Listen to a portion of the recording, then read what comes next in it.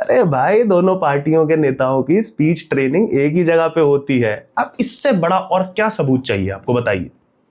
Hyderabadi brothers के बाद लौट कर आता हूं मैं अपने घर, यानी कि देश की राजधानी दिल्ली में। दोस्तों, कई बार तो लगता है कि मैं कंटेंट की खोज में बाकी राज्यों में जाता ही क्यों। दिल्ली में कंटेंट भरा पड़ा है भाई। पिछले 10 साल वो कट्टर ईमानदार आदमी ने कंटेंट की कमी नहीं होने दी, और उसी राह पे चल रही हैं अब हमारी रेखा गुप्ता जी। अब तो मुझे रेखा जी से शिकायत भी नहीं है, अब नहीं कुछ बचा। मैं गारंटी के साथ कह रहा हूं कि उनकी टीम में कोई ना कोई तो आम आदमी पार्टी वाला घुसा हुआ है, कोवर्ट होके। भाई, कौन लिख रहा है इनकी स्पीचेस? एक बार 2 बार फंबल मारना समझ में आता है, लेकिन रेखा जी तो नॉर्मल भाषण ही फंबल में देती हैं। अब ऐसा लगने लगा है कि जिस दिन सही भाषण दे देंगी तो एक्सेप्शन लगेगा।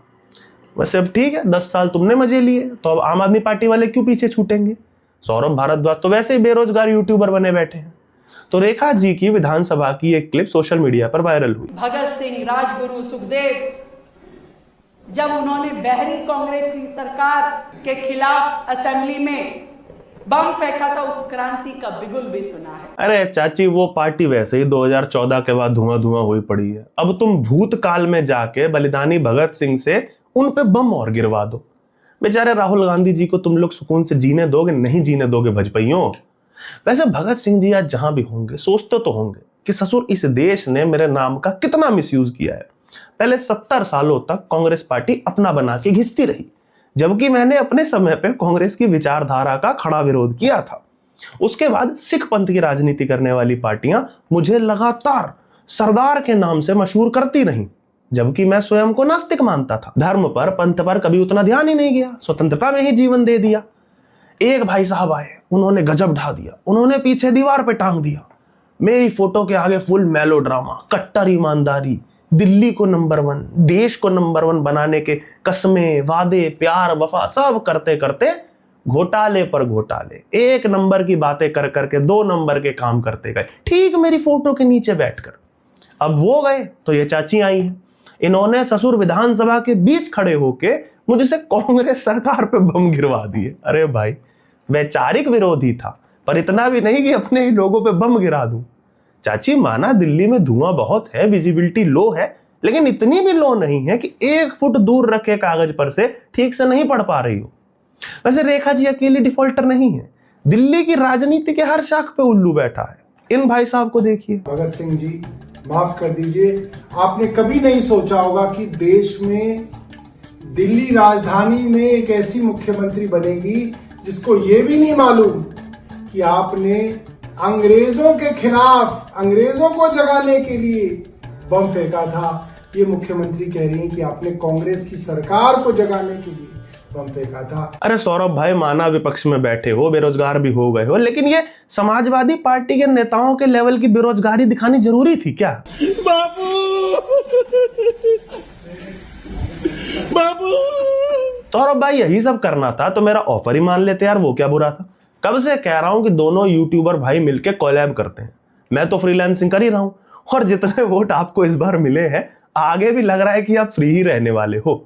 तो आइए सौरभ जी, दोनों मिलके दिल्ली को नंबर 1 बनाते हैं जी। यूट्यूब से शुरुआत करते हैं जी, क्योंकि जिनके लिए आप ये सब कर रहे हो ना जी, वो तो वापस नहीं आने वाले जी। उन्हें अब अमृतसरी चूर चूर नान का चस्का लग गया है जी, तो ये सब छोड़ो जी। लेकिन पूरे मामले में रेखा जी ने एक चीज बढ़िया की कि ये पूरी चलने वाली बकरचैटी को लेकर विधानसभा में सफाई दी, ये चीज एड्रेस की। कभी घटिया कमेंट करेंगे, बेबुनियाद इल्जाम लगाएंगे, कभी शब्दों को पकड़ेंगे, AQI को AIQ बोल दिया। आज इनको अच्छा नहीं लगता, एक महिला वो राज्य चला रही है, दिल्ली जैसा, रोज इतने काम कर रही है। ब्रिटिश की जगह कांग्रेस निकल गया मेरे मुंह से, उसकी रीलें बनानी शुरू कर दी। भाई, शब्द निकल सकता है किसी के मुंह से भी, मेरे से, आपसे, कहीं से भी। आप उसी को, इससे पहले इस तरह की, इस घटिया स्तर की राजनीति कभी नहीं हुई। सही बात है, बिल्कुल सही बात है। भद्दे कमेंट तो नहीं करने चाहिए। सुन रहे हो दोस्तों, उन सबको बता रहा हूं जो मुझसे कहते हो कि मैं ट्वीट्स में, वीडियो में गाली गलौज क्यों नहीं करता, किसी नेता पे, सेलिब्रिटी पे निजी टिप्पणियां या भद्दी टिप्पणी क्यों नहीं करता। भाई, क्या पता कल को मुझे मुख्यमंत्री बनना पड़ जाए, फिर ऐसा भाषण देता हुआ कितना हिपोक्रेट लगूंगा, सोचा है कभी? वैसे on a serious note, Rekha ji से 50 असहमतियां सही, लेकिन इस बात को लेकर के उन्होंने बिल्कुल सही कहा कि आउट ऑफ कॉन्टेक्स्ट चीज चलाना, शब्द पकड़ना या भद्दी टिप्पणी करना, इसका कोई सेंस नहीं बनता। वैसे Rekha ji, out of context चीजें चलाने की प्रथा शुरू किसने की? इस साइड से आलू डालो, उस साइड से सोना निकालो, इतना पैसा बनेगा आपको पता नहीं होगा क्या करना है पैसे का। मेरे शब्द नहीं है, नरेंद्र मोदी जी के शब्द हैं। पूरे बयान से साफ है कि राहुल ने पीएम मोदी का हवाला देकर उन पर तंज कसा था, लेकिन बीजेपी के नेताओं ने आधा अधूरा बयान फैला दिया। छोड़ो छोड़ो छोड़ो, चलो इनकी बात नहीं करेंगे। लेकिन रेखा जी, आपको अपनी पार्टी के आईटी सेलियों को भी थोड़ा सा टाइट तो करना चाहिए, क्योंकि गंद मचाने में कौन सबसे आगे है ये हम बहुत अच्छे से जानते हैं। चलो जो भी हो भाई, मेरी तो मुख्यमंत्री हैं, मैं भाषा की मर्यादा बनाए रखते हुए व्यंग भी मारूंगा और अच्छा काम करने पे प्रशंसा भी मैं ही करूंगा। लेकिन रेखा जी से एक चीज कहूंगा कि इस तरह के थर्ड पर्सन में ट्वीट मत किया कीजिए, बहुत ऑड लगता है। बाकी यदि वो किसी की नकल कर रही है तो कुछ कह नहीं सकते भाई। वैसे इस ट्वीट को देख के लग रहा है कि दिल्ली की राजनीति आने वाले समय में गरमाने वाली है। कुर्सियों की पेटी बांध लीजिए मित्रों। तलफ्फुज से संबंधित अगली खबर केंद्रीय मंत्री मनसुख मांडवीय की। Mohan Bagan East Bengal. Layer by layer हगियापा कैसे फैलाया जाता है ये इस न्यूज से समझिए। पहले तो कांग्रेस के चटुए आए और वो शुरू हो गए कि देखो अंग्रेजी शब्द को प्रोनाउंस नहीं कर पा रहा। जितनी देर में कोई सेंसिबल व्यक्ति आकर ये बताता कि भाई बागान शब्द अंग्रेजी नहीं ये बंगाली है, इतने में राइट विंग के तीरंदाज सामने आ गए कि क्या अंग्रेजी बोल पाना ही इंटेलेक्चुअलिज्म की निशानी है? कांग्रेस की सोच छोटी है, पार्टी खोटी है, खुल गई इनकी धोती है, फलाना ढिमकाना कुछ भी।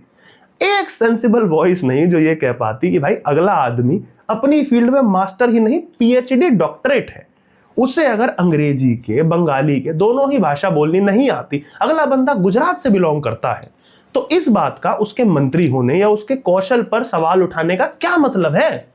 अगला बंदा अपना काम ठीक से कर रहा है ना, तो फिर चाहे वो बागान बोले, बैंगन बोले, बल्बासौर बोले, बटिस्टा बोल दे यार, क्या फर्क पड़ता है? कौन सा कुछ अपमान हुआ जा रहा है? लेकिन ये बात इन दोनों साइड के आईटी सेलियों को कौन समझाए? वैसे विडंबना उस समय रैटकिल चाट के मर जाती है जब कोई कांग्रेस या बीजेपी समर्थक भी किसी के भी उच्चारण का मजाक उड़ाते हैं। अबे ससुरो, तुम में से एक का मालिक विश्वेश्वरैया नहीं बोल पाता और दूसरे का मालिक डोनाल्ड, तो तुम लोग कम से कम चुप ही रहा करो। वैसे दोस्तों, चुप रहने से याद आया,